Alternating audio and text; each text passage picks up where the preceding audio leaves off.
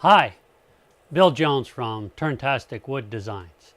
I went to a woodworking show this week, or a couple of weekends ago, up in Indianapolis at the fairgrounds, and I picked up a new Woodpecker's carbide-tipped wood-turning chisel, the square one. Really happy about that. But when I got home, it prompted my wife to ask the questions: how many wood-turning chisels do you need? Which honestly is a fair question. Even though I only use one at a time, they each have a specific purpose. So I thought I'd spend some time today talking about some of these chisels and the specific purposes that they have, and go over that a little bit and maybe somewhat answer the question. Now, when I was first getting started in wood turning, I went and did what a lot of guys do. I went and bought a set at Harbor Freight that was a boxed set, and it had several chisels here with it. And that's a good way to go to start out. It's relatively inexpensive compared to some of the others. You can get several things at once, and these chisels, while not the best, are perfectly serviceable. As you can see, I have really used them. They look pretty rough, and I have really used them. And the set usually comes with a variety. You almost always will get a let's see, get here a bowl gouge or a roughing gouge, a parting tool,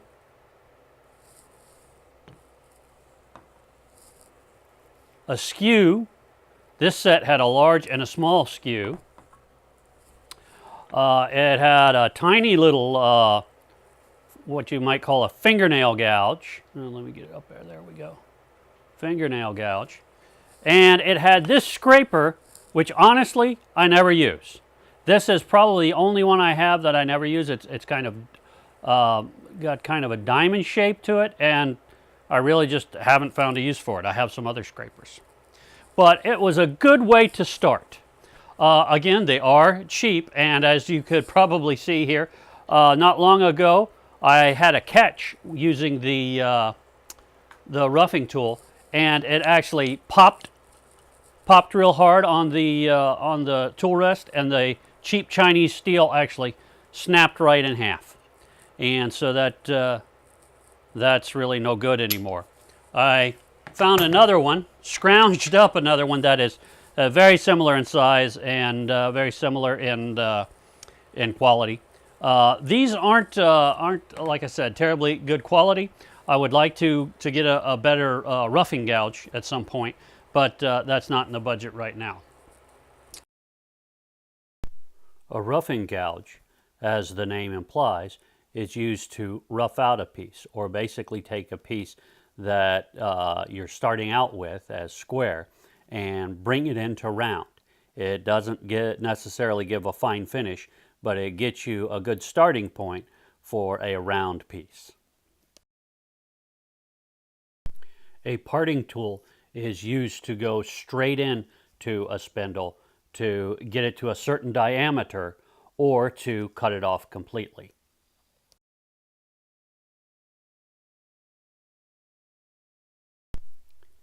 A fingernail gouge or a spindle gouge is used to make beads and coves. This one is actually quite small, so you can get some really tight beads or coves with it.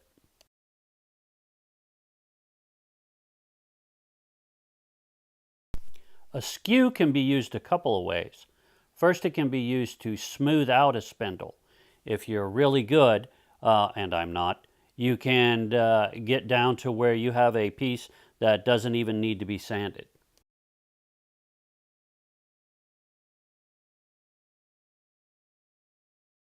A skew can also be used to make beads.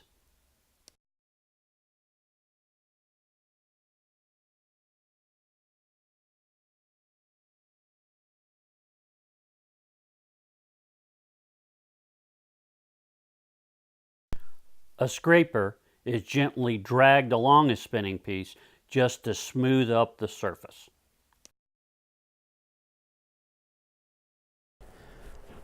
What I've talked about so far is for turning spindles. All right. but I actually don't do a whole lot of spindle turning. I do more bowl turning and vase turning. And for bowl turning, you need actually a bowl turning gouge. It's a much heavier piece of steel, usually a big piece of steel. I have several sizes. This is my biggest one. So a big thick piece of steel with a deep gouge, and it usually has a really long sturdy handle because you put that handle against your body. There's a lot of torque going on when you're turning a bowl, and you need to be able to hold that nice and steady and torque. You start with a large gouge to really gouge things out, and then you can move, and I have 4 progressively smaller gouges to do finer work. The bowl gouge is brought up to the bowl at a low angle, and you bring it up slowly, and you can shape the outside of the bowl.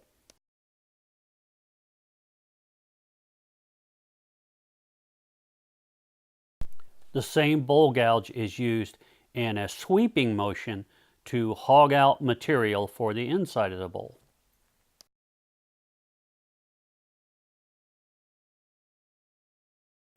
And a big scraper can be used to smooth up the surface. Finally, I'd like to talk about these 2 chisels here, and I actually use them quite a lot.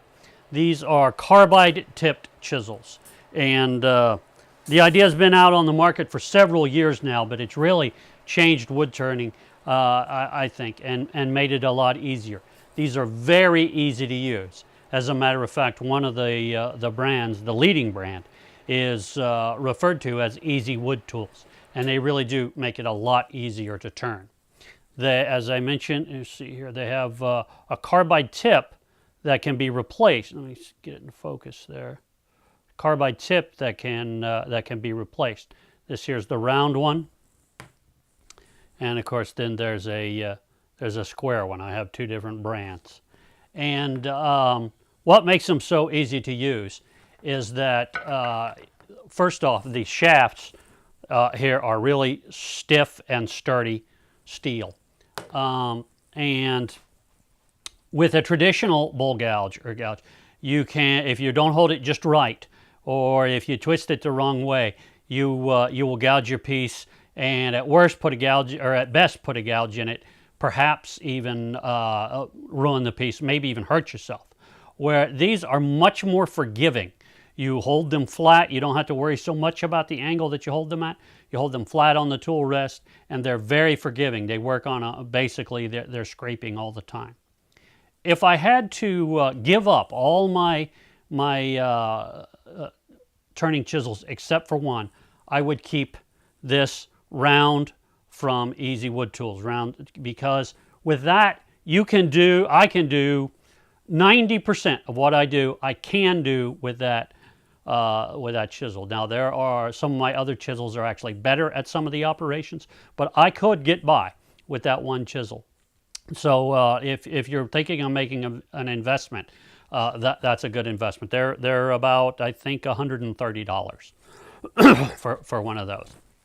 So that's the new the hot new thing. Well, not real new. Pardon me, not real new, but that's the neatest thing is the carbide tools.